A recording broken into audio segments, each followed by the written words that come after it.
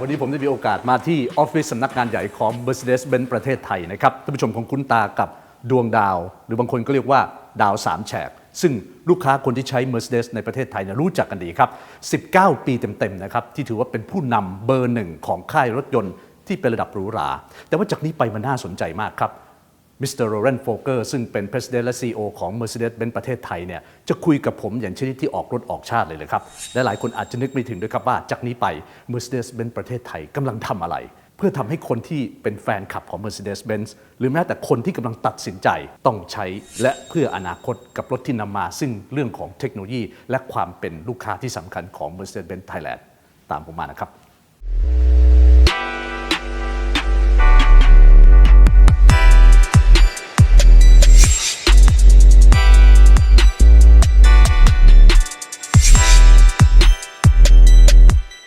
So good to see you here in Thailand. Thank you. That's very much. So maybe that I'm going to start with the first question for Please. 19 years in Thai. I mean for the luxury market here. Everyone know Mercedes-Benz in Thailand, right? But then what happened with that? Because I would like to get back to the last for the 19 years first.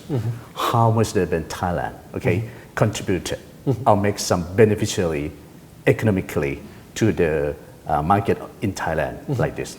Good question. Yes. As a brand, we've been here naturally much longer. The first cars came here from Europe, imported from Germany back in the 1950s and even before that. Right. I mean, if you see some of the old timers here that are in private possession, you get a feeling of how much history we have here. Right. But 19 years ago, I think we took over as a company with a direct responsibility as well for the market.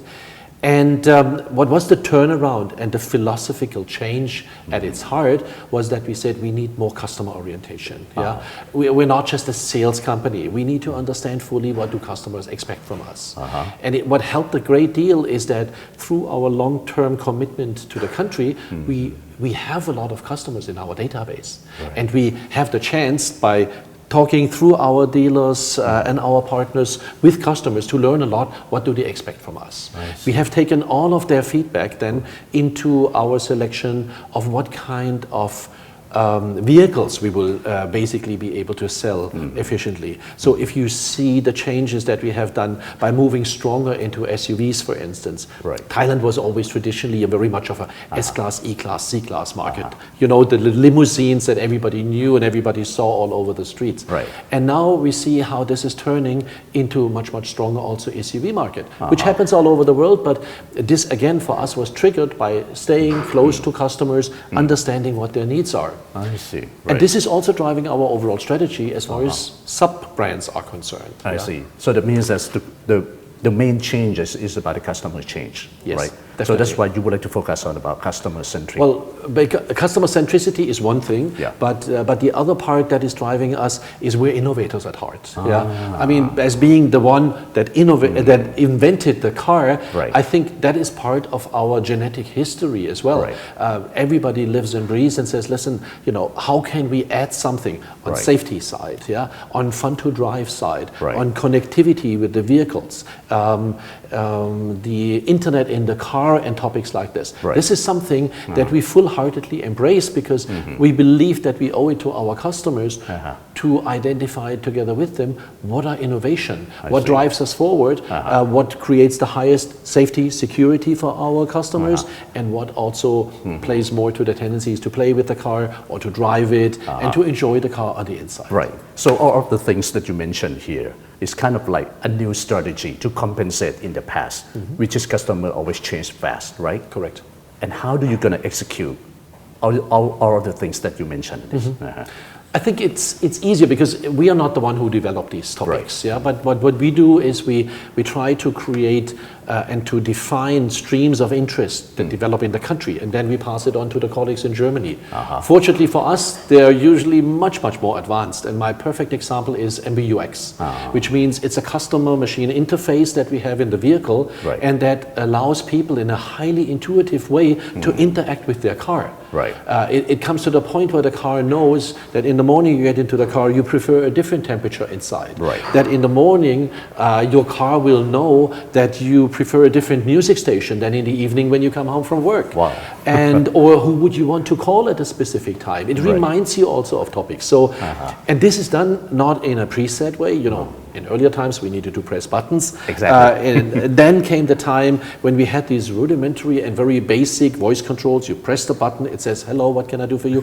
then you have to use a phrase that the system would recognize. Right. These times are gone. The system learns from your responses or from you what expect from it, and it's like it's some kind of an artificial intelligence that inherent in the vehicle that picks up on your personal preferences and then stores it in the car and brings it up when you expect to have it. Wow, this is very advanced technology, and I think that in the aspect of the customer, I think they would love to see and they would love to explore with this new technology, right? Yes, of course. But on the other stakeholder for the Mercedes-Benz in Thailand, like dealer networking, like all of the stakeholder that. Do you try to fix something that try to work collaboratively and effectively to strengthen your whole plan? Like of course.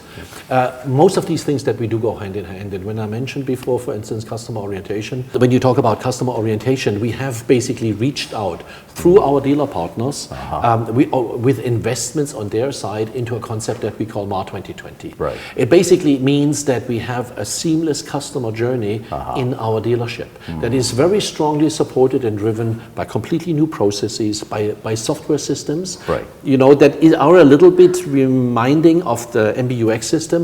So we want to create for the customer something that always fits in a very holistic way together. So what he experiences in the car, he can also experience at the dealership. So when there is interconnectivity with your vehicle, the vehicle will remind you that there's a service coming up. Like you have another 2,000 kilometers for service. Now, in the meantime, we have reached a status where the system will ask you, shall I make an appointment for you?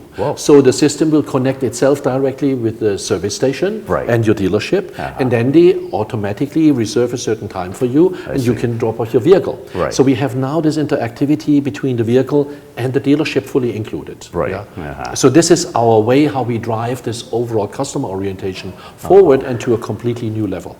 The latest and greatest that we are introducing is full-fledged ability for customers to also buy vehicles online. Basically being able to select either according to vehicles or through the dealer partner, what are they looking for, and it is supposed in the course of this year to become a full-fledged process that would also include, for instance, payments. So everything you can do, especially as an experienced customer online. So and the dealer will still be included in the process. I see. So it's kind of like omni-channel. Yes. Could you say that, right? Yep.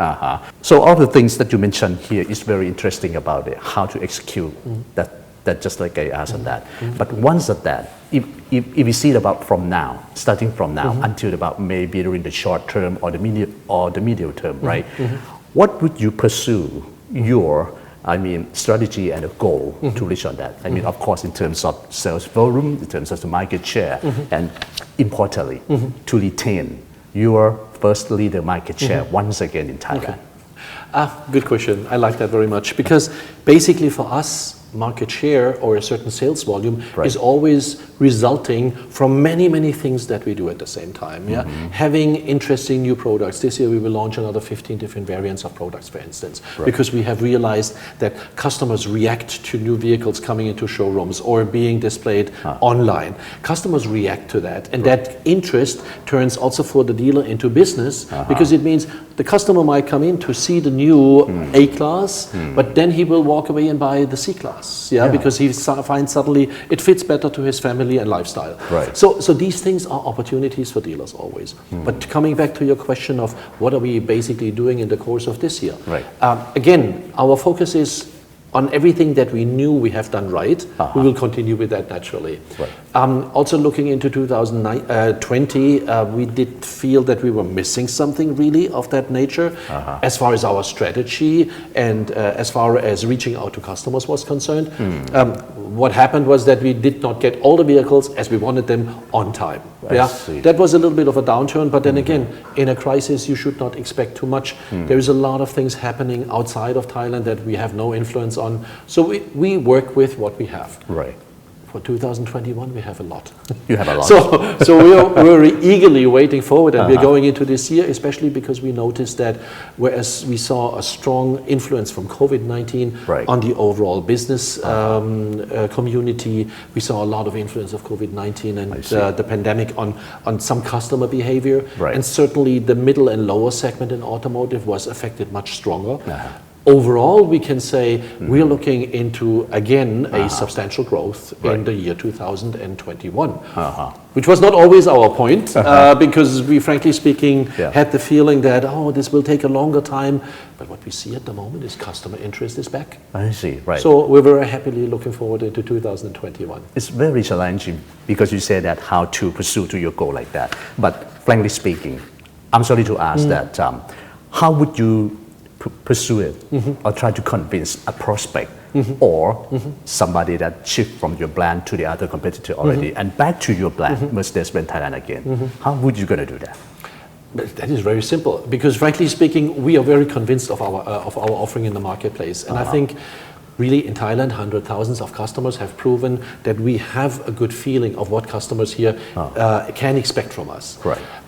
What we would be looking forward more is we need to electrify our product offering more. We see more and more customer interest coming into plug-in hybrids. We have a whole campaign which is halfway a CSR campaign, Right. because we call it also Keep Bangkok Air Clean. And this charge to change, as we call this way of moving forward, is encouraging our customers that drive at the moment plug-in hybrids Right. to actually really charge them. Because with the range of 40, 50 kilometers, sometimes you can drive the whole day electric, Right. as if we would have a full BEV. But on the weekend, you still can go to Hua Hin without having to concern yourself about where do I charge my car. Right. Now, this has a definite benefit, and everybody who would do that would also contribute to a cleaner air. Right. So this is something that we want to push stronger because it also gives us the opportunity to make these charging stations more financially viable for the people who run them. If you charge your plug-in hybrids already here, you don't have to wait for hundreds and thousands of full electric vehicles. Right. At the same time, while we do that, we want to come into the market, which we will start in the following year, but we will already pre-launch this year, full electrification of vehicles. Wow. So this is part because, as I said before, Right. we feel we are innovators. This is the proper role for us to be in, and not only in safety, but also in CO2-free propulsion systems. And what we have with our new BEVs fleet that will be coming is very sexy, very good-looking vehicles Right. that will find their heart in the customers of Thailand. So that means it's a new segment that you try to introduce. As well. Incorporate with your philosophy about innovation related, right? Exactly. So how about the other product line from your Mercedes-Benz here in Thailand? Did you have a new kind of like new launch for the new product line here in Thailand? We're just about now launching our new E-Class, which is a complete facelift that changes the overall look and see of the vehicle quite Right. dramatically. Yep. That is something that is very exciting for us because this is also somewhat at the heart of Mercedes-Benz philosophy, the E-Class. Quickly also followed by another vehicle that is even one step higher, Right. which we're eagerly looking forward to come very, very soon, but that's a surprise still at the moment, so please bear with me. That's why we're so excited because we have a lot of good rollout of vehicles coming in the course of this year as well, and they're all going for the heart of our customers. Very interesting. So for the new event to come, I mean motor show here in Thailand. Yes. Do you expect a kind of like a fantastic show or kind of like an impressive presentation from Mercedes-Benz here in the event? We have thought long and hard about how do we present ourselves. And I think what we have learned also in the crisis was that with an increase in digitalization, both of our customers' interests, but also from our way of communicating with people, what I described before, Right. what we see is that there is also a much higher interest in digital approach. We will work that into our next, without being able to tell details, but we will work that into our next display at the motor show. We believe that we have a very smart solution Right. from our side that will conquer also customers' hearts and minds. So maybe just to ask you that, how long that you can retain your leader of the market share once again? We don't have a specific target because first of all, the measuring is kind of difficult. It only works every 3-4 months that we get data from the marketplace. But for me, it is much more important to set targets for our organization and to meet these targets. Because the rest we cannot influence. I cannot influence what competitors do.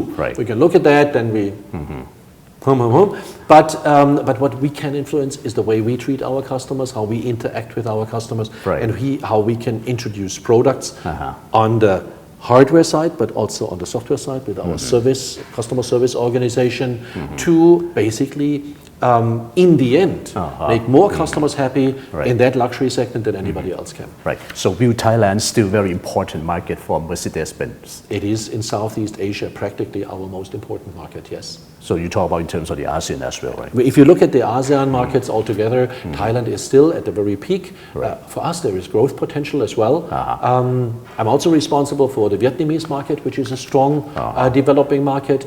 And what we have seen again in these past 1.5 years is the resilience of the Thai market in the luxury segment. It's very encouraging, and this is good news for us to take back to Germany as far as investments are concerned, because we can go back to Germany and say all the investments with our local production of vehicles that we bring to the Thai market are really worth their money. And this gives us a good relationship with Germany, which then supports us better in Thailand. Wow, excellent. Last but not least, could you give about the customer or the prospect who watch this, our talk like this, to give them a convince or confidence toward the Mercedes-Benz from now on?